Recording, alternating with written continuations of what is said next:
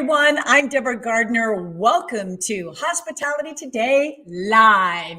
And yes, we are here with another great show, another great, amazing guest that I have known for a long time. And I am so delighted and so honored that she is joining us here today, along with all our guests that have great perspectives, opinions, stories, and advice. And the list goes on with all the wealth of information that they're willing to share with you, our viewers, our fans here on HTL. And today I'm talking about Angie Ahrens. She is with Infor. She's a senior manager of global events for this amazing company that I know you're going to want to know about.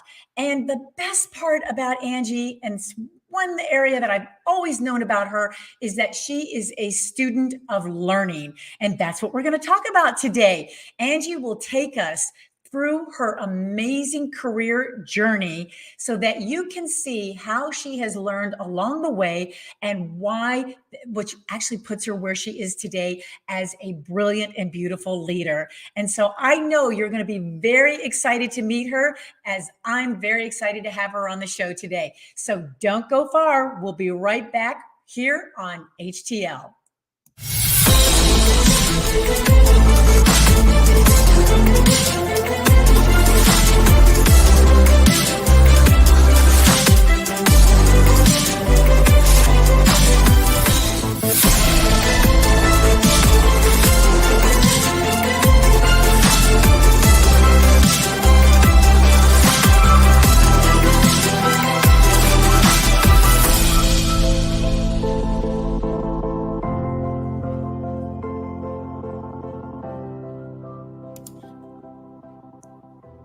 Hi, everyone. Welcome back. This episode is sponsored by Pickles, a fun interactive drawing tool that is great for group collaboration, pickles.com. So thank you so much again, everybody, for joining us. I have my good friend here, Angie Ahrens. Hi. Thank you so much for being with us. Oh, my pleasure. Thanks for having me. I'm really excited to see you. I'm just so thrilled. I mean, I've got hair coming off the top of my skin because I have worked with you in the past and have always admired and adored you, because I'm sitting here thinking she has got it together. She knows what she's doing.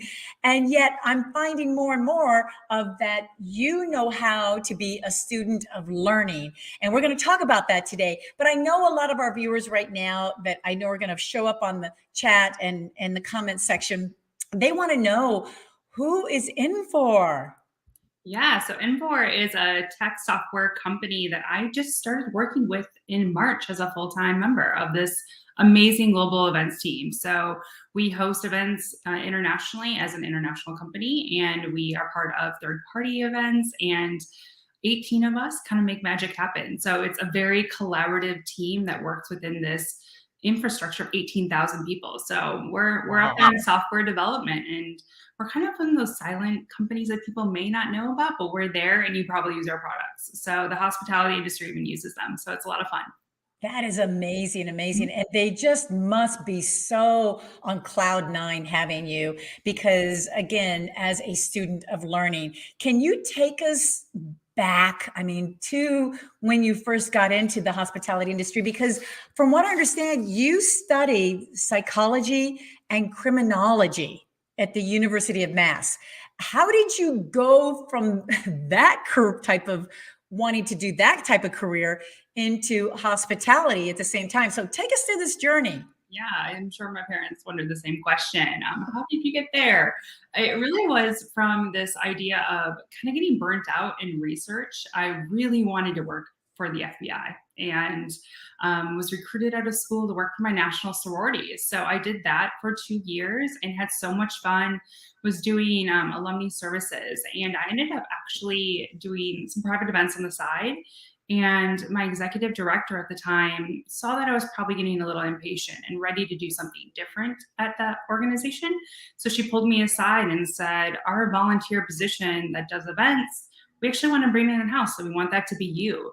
So she just took a chance on me and I fell into the industry. So at that point, I did events for 18 to 95-year-old women, working for the national sorority, planning their learning conferences and national conventions. I had a great time doing it, but I really focused on my professional development since I fell in. I didn't have the education that I know a lot of my friends had in that industry. So I reached out to that mentor, the volunteer who used to do the events. And she actually was more beneficial than I think I've ever been able to give her credit for. She has really pushed me, even in the beginning, was like, this is the title you need to ask for. This is the salary you need to ask for. So she really set me up for success with that first job. And then told me to join all those other associations, those Meeting Professionals International, the PCMAs of the world. And I did all of that. I attended all the education I could. I even worked back of the hotel. I reached out to a director of sales I knew and spent a day in the life of a hotelier just because I thought relationships meant the most in this industry. So I dove headfirst in education. And I was actually at a conference getting my education, learning all that CEU information to get my CMP. And at that point, I had met my future boss, if you will, and they had recruited me. So I packed up my bags and I moved to Atlanta, Georgia, and worked for a hospitality group. And we hosted buyer trade shows for the hospitality industry. So at that point, you know, when you're a meeting professional for meeting professionals, which is where we met, it throws you in the deep end of education because everyone's got an opinion and you're doing what you can to keep up with the trends and the norms and take those to the next level, if you will. So I did that for about 6 years. And then I was recruited over to a leadership company. And at that point, I really dove into my leadership skills. I'd always led a team. I always thought I was a good leader. But when you're a vice president of a leadership company, it kind of, again, puts you in the spotlight, just like I was before as a meeting professional for meeting professionals. So all of a sudden, I found myself in this leadership position of pretty much the whole staff under my CEO. And we really collaborated together. And I did their events, which were global leadership conferences that we broadcast. And then the pandemic hit and it rocked my world a little bit. And I actually found a new opportunity at Infor. So through that whole journey, it's been really fun to go from different kind of educational components, but I'm very deep into the hospitality education and leadership education. It's kind of what I've always done. Wow. Well, and you can tell with those credentials behind your name that you definitely set yourself up to gravitate to any type of company or organization. And how lucky are they to have you? Because I'm seeing that what you did throughout this whole journey is that you did a lot of cross training, a lot of you're like a sponge when it comes to education at the same time. And that's something our viewers that are in the hospitality industry should look at, right? In order to elevate their learning abilities to actually become, you know, a leader or have their dreams or passions fulfilled, because you're a great testament to that. I've watched you, I've seen you move along throughout this industry, and it's been amazing and fast. Yeah, I've been in the industry for about 15 years, just under that. And again, being thrown into it, I just leaned into my community and my network. And I was like, what do I do? I have no idea what I'm doing. Help educate me. And I truly believe in not being the smartest person in the room and hire to your weaknesses. So that is how I've always built my teams, so I can learn from my team and we can really collaborate together as we move forward. So it's been quite a journey, and I know I have not done it alone. Wow, that is so amazing to recognize and to be very aware of, especially when it has a team involved, because that's what it takes. That's, you know, when we think about the whole pandemic thing and everybody's saying, well, we're in this together. The hospitality industry, we're used to that. We're used to always doing things together, from the back of the house to the front of the house to, you know, the linesmen to whatever. Everybody has to do their part, play up their role to make an event or a meeting happen. And you obviously are very, very aware of that at the same time. So how did your learning abilities in particular help you become a leader? I mean, when we say leader, how do we define that today? And how is that connected to those learning abilities? Yeah, I mean, when you look at the word leader in itself, it's the gamut, right? It can be so many Right. things. For me, it's really focused a lot on that emotional intelligence, Okay. learning and listening and being part of the process. So as I look at all the learnings that I have done in my profession, a lot of it is sometimes sitting in a classroom, right? Sometimes it's listening Yeah. just to something like this, and being open to those concepts and ideas. So through that education, I think building upon that base and always being open to new ideas, like never shutting it down, right? Again, not being the smartest person in the room and hiring to your weaknesses only allows you to grow. Right. And it shows like a vulnerability, if you will, an authentic nature of who you are. So the team trusts you. And if Right. you're authentic and vulnerable with them, I mean, they're in it with you. So even Right. I mentioned like, I was rocked to the core a little bit with the pandemic, and I was let go from that leadership company at the end of last year. And that was humbling first. Right. And I know you and Say the least. yeah, and I know you and Courtney Stanley talked about this on a podcast too, on that imposter syndrome and how that creeps in. Yeah. But Yeah. that leadership qualities that I got from just that experience, the team rallied around me when it happened. And Hmm. I had to let my team go because I let almost everyone go because of what was in our situation. They all knew it wasn't personal. They all knew it wasn't me, but they knew how much it personally hurt me to do Sure. it. And it Sure. just helped. I helped get some of them jobs. Like, I mean, same thing. And then the community rallied around me. So I think learning and listening to so many people around me helped move that piece forward.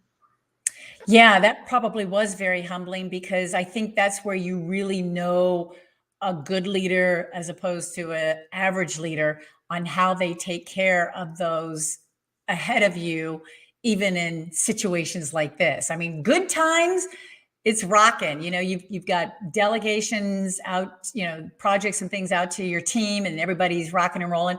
But when there's a downtime, I think that really tells people if you're a good leader or not. Mhm. So kudos to you for doing that. And that's hard. That's hard because you've got to put food on the table during, an uncertain time like this. And yet you're putting your team ahead of you, helping them look for jobs and things like that, and hearing their emotional ups and downs. I would imagine they stayed in touch with you as well, right? Throughout Absolutely. the Yeah. months. I've definitely been the person once I leave a company, I still talk to everyone that I Right. work very closely with because, I mean, I'm authentically who I am. If you know me as a friend, you know me as your team member. I do not change who I am professionally with personally. So Sure. I build that friendship and I build that community. And obviously, there's somewhat of a line sometimes as a leader versus a team and where you need to step ahead. But if you are really honest in what that looks like in the beginning, you can just kind of truck through it together. So Yeah. yeah, I definitely still talk to all my team members. Yeah, yeah, definitely. So, from what you have learned throughout the years, especially with that wild journey and a fast journey, are there any skill sets that you feel that today's hospitality professionals need to pay attention to in order for them to find their leadership level? Again, I think it goes back to being authentic in who you are and really more empathetic. And I think if the pandemic taught any of us anything, empathy as a leader, number one, Right, right? Like you had to understand that when someone had a child crawling on their lap, that was just part of what was going on. right, I, it's my husband and I at home with our two dogs. So I did not have a lot of the circumstances that a lot of people had. And I was working remote before. So not a big right. deal to me. However, I knew I had team members who never worked from home and they had some circumstances and they liked the cubicle life. They liked being by people. So I think when you take kind of that organizational strength that you have as a meeting professional and what you do, and we all use psychology when planning our events. If you're not using psychology, you should be, right? You should be looking at how your personas are formulated, how your attendees will gravitate through their journey. It's the same thing with your employees. You have to look at your team and see how each move you do affects their journey. Sure. And I think the pandemic really made that even more pertinent to what we do. So the empathy and the knowledge of watching journeys, I think, are two skills that people don't give themselves enough credit for utilizing when it comes to leadership. Wow. Very good. Yeah. Yeah. And I think a lot of these skill sets have, like you said, the pandemic kind of put us in our place and made us pause to going, okay, what really is, or what kind of leader do I want to be? And I think we had no choice, like you said, to really be more empathetic of what's been going on here. So that is really great information. And I know that you've been a very good mentor to your team during this whole time. How about you? Who's been mentoring you? Because as a leader, you would think, oh, no, I don't need a mentor, but it never stops. So is there anyone in particular that you lean on or talk to as well? Yeah, that's a great question. And I guess I didn't realize how much I didn't take care of myself when it came to that until the pandemic hit. You know, when your friends and your colleagues are getting let go, and I was on the phone almost daily talking people through their feelings. Because I mean, I have a great community in the hospitality industry. And so when they were all getting hit, they were calling to say, do you know anyone hiring? What does this look like? Help me, just listen to me. So it got tiring. I had no idea. I had no idea that it was mentally affecting me the way it did. Wow. And I have to sound so crazy, but I had already had a Peloton, but man, I rode my Peloton and cried out so many times. Aren't you in love with that now? I love it. I love it so much. But I think I had to like really look internally first and be like, do you need to talk to somebody? What does this look like? You know, where are you at? Because you're supporting everyone but yourself. And my husband is amazing. Like he just helps support me so much in everything that I do. So I think, you know, we were having those conversations. And then actually my former boss at that leadership company, she is one of the most beast mode women I've ever met. Who is it? Her name is Angela Robb. Angela Robb. Yes, she's amazing. Nice. A big businesswoman, and she was everything I needed when I found her, when she found me. You know, I needed someone who was going to be super supportive in my community, in my team, someone who believed in me when I didn't always. And so she was really, really great. We talked a lot. She unfortunately, because of COVID too, was let go, and I was let go. So we were kind of going through that at separate times, but walking through the same journey. Sure. Her strength as, just an individual in the business was everything. So I definitely lean on her. I've had some personal struggles recently. I lost a family member, and she has been so good about that too, and just walking through that process. So find yourself your tribe, if you will. Right. I mentioned Courtney. There's like a great group of hospitality women that I like to thrive around too. Yeah. Hospitality men that I like to thrive around too. So I think we're such a caring community. Yeah, we really are. If you ever need anyone, cool, listen. Like you just need to ask. Right. You just So true. It's so true. And I think that's, as many times I've tried to get out of the hospitality industry, it kept rolling me back in. I mean, it just does not let you leave. And so many people are leaving right now, and I'm like, don't ever let me go. Like I want to stay. Right? Exactly. That is so true. Well, and I'm so glad through all of this, our paths had crossed, because I'm learning through this pandemic. I'm meeting so many different people that I haven't met. So as large as we think it is, it's pretty small. It is. And you're going to meet somebody sooner or later. And there's so many people coming in, as much as there are that left during the pandemic. So I really believe our future looks really bright in this industry. And I'm so glad we were able to pivot, from in-person to virtual, or from one job to another. We're really, really blessed that this industry will never, ever go away, like some. So we're really, really blessed on that end of things too. So true. But, So true. We are a brilliant industry, and we will do whatever we can. still. Yeah. And I'm like you. I mean, I have a four-legged child as well, and that's about it. So I think about, the parents that go through some of these things, and especially when I know that there's some hospitality people that both the mom and the dad work in the industry and got hit.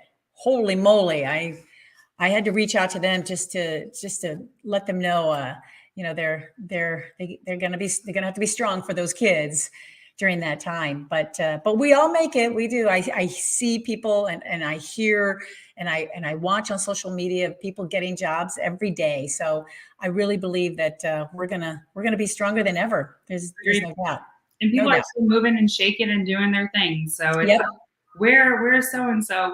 You kind of have to like find people a little bit right now. So. Yeah, you do. And as much as, for example, technology has been trying to push their way into our industry for so long, finally the floodgates opened for them, and we've had to take advantage of what they had to offer, and it's worked because of it. And there's more coming. Technology is really a big thing in our world, and it's only going to make our jobs easier and more intriguing for those that attend meetings. And I believe it wasn't since I think the last study was in 2019 that there's an average of 5 meetings that people go to, 5 conferences that people go to per year. So we have to provide an event or a meeting just as good as the last one that they went to. And we're up for that type of challenge. We're that type of, we're made to do that. We're made to say, hey, we'll take on that challenge and make it better than ever. And that's what's fun. That's what keeps us coming back. It's almost like a golf game, Okay, so I missed this hole. I only got a birdie. I want an eagle next time, and it keeps you going from hole to hole to hole, or golf course to golf course to golf course. It's the same with the meetings industry.